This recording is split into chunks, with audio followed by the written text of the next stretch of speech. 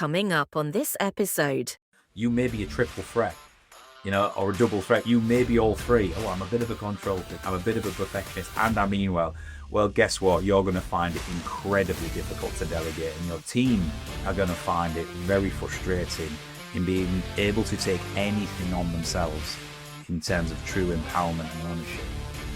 I'm running an open webinar content clinic on April the 13th virtually, online, and I'm going to explore those three levels of delegation a little bit more and talk about how you actually walk through those and coach and guide people through processes. Number one, control freaks don't like to be in control, want to control their destiny and be in charge. Two, perfectionists. Not only is it important to get the task done, but to get it done to a certain standard or quality, and the way and methodology in which you do it also matters. Or three, meanwhilers. The people who want to help, who want to make a difference for others, who want to be part of the team. They mean well. They want to have their own needs fulfilled. However, they are creating needy child syndrome, smothering the team, and adding complexity into situations. Welcome to the People Performance Podcast. The People Performance Podcast is made up of 3 series. First up, we have the Leader Lounge episodes with founder of T2, Martin Johnson.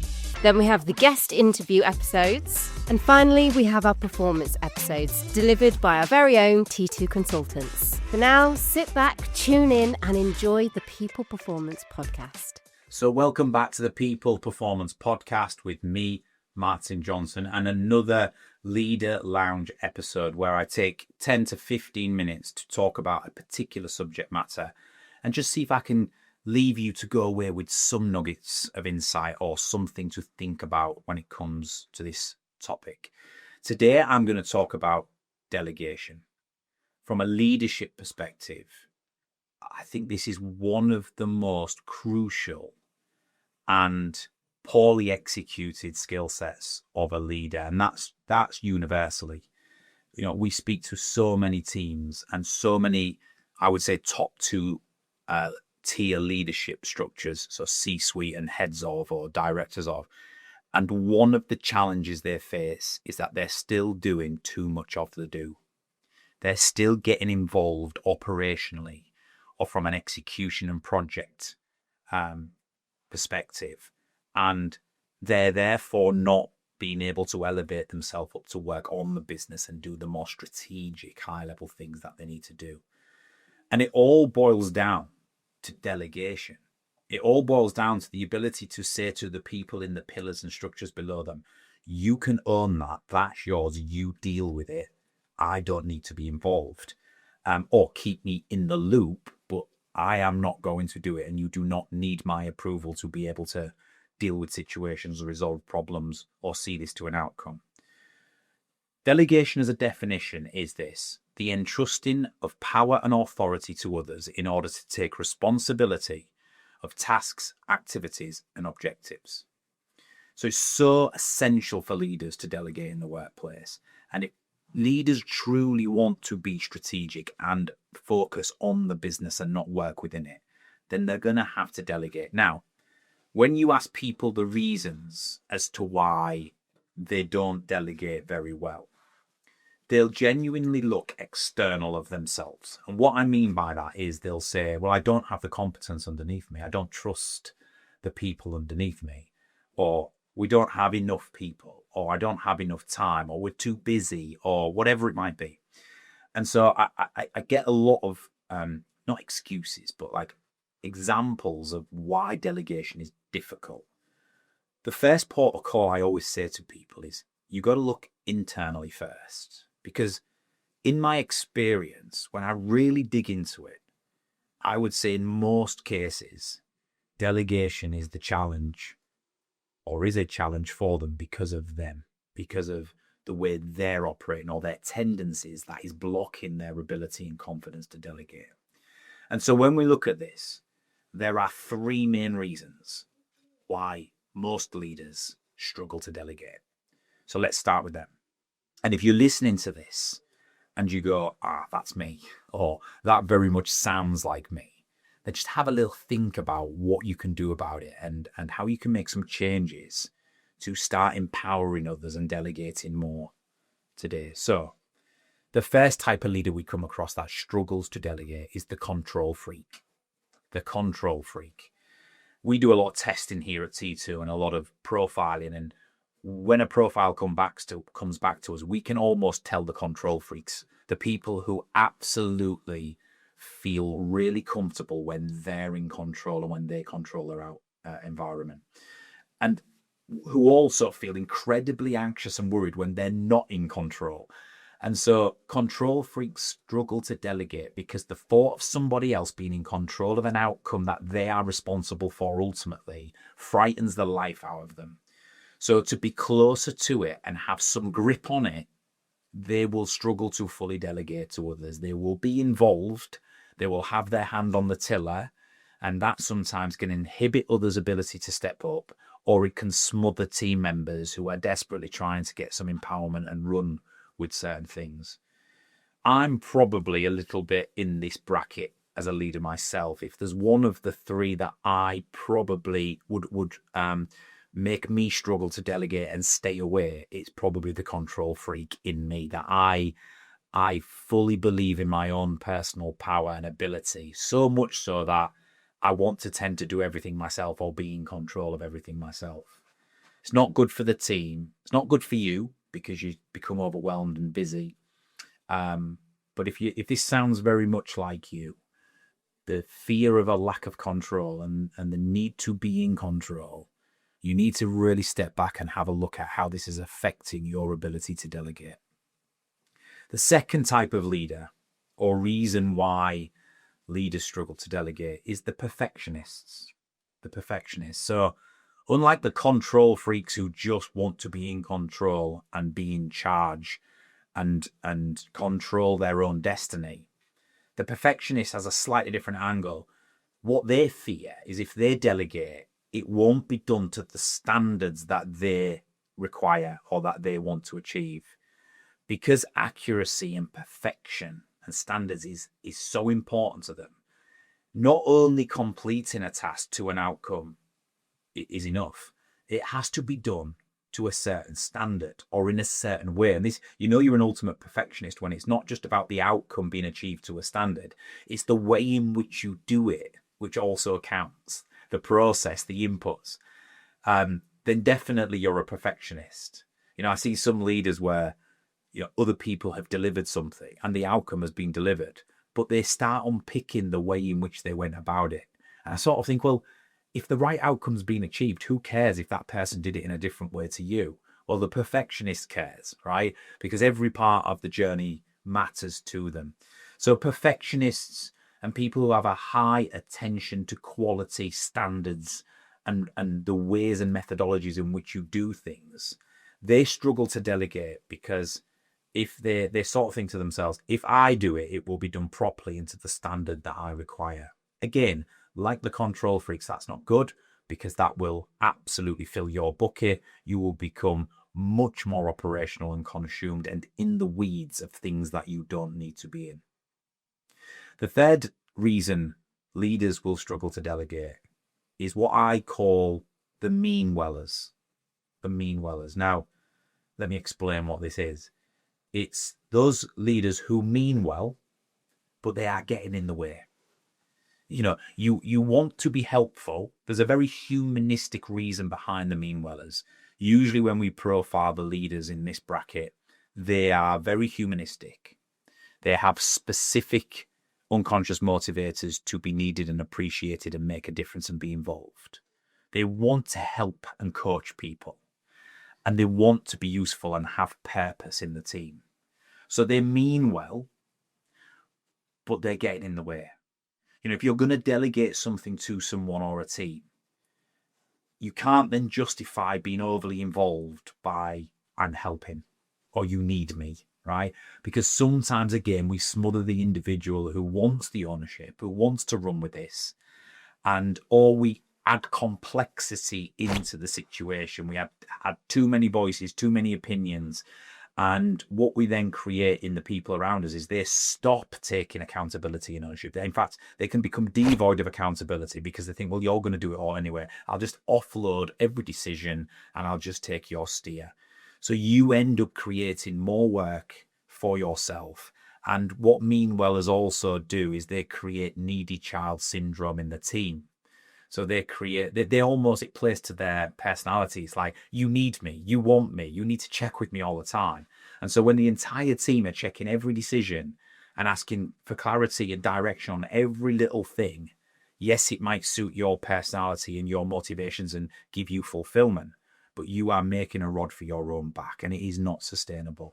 So the Meanwellers mean well, but you just need to get out the way and get comfortable in delegating and understanding that people don't need you sometimes, and that is okay. In fact, that is good. If team members don't need you, that is good, right? It might not play to your ego and your needs, but ultimately for the greater good, it's going to be a better way of operating. So 3 reasons I've discovered from working with leadership teams of why people struggle to delegate. Number 1, control freaks. Don't like to be in control, want to control their destiny and be in charge. 2, perfectionists. Not only is it important to get the task done, but to get it done to a certain standard or quality, and the way and methodology in which you do it also matters. Or 3, Meanwellers. The people who want to help, who want to make a difference for others, who want to be part of the team. They mean well. They want to have their own needs fulfilled. However, they are creating needy child syndrome, smothering the team, and adding complexity into situations. So which one are you? Think about that as you go forward or as you listen to this podcast.